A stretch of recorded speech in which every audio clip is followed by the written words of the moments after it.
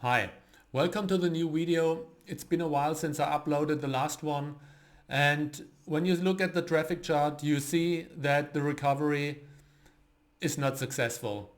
At the beginning it worked out really good, traffic was increasing a lot, but then end of November, round about beginning of December, Google changed something again and the traffic dropped again.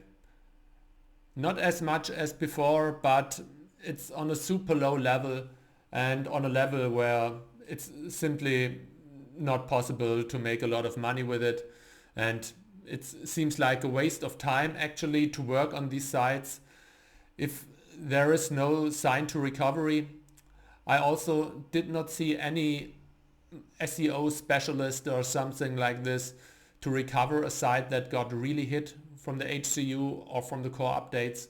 So I decided end of last year to stop my experiments, and yeah, I will see if somehow in a few months someone finds a way to recover sites. I'm happy to work on my old sites again, but at the moment I'm not willing to spend any more money and time to recover my sites. What I do now is I bought some expired domains and I'm building completely new sites with a high domain rating, and I will see. Hopefully this works out good.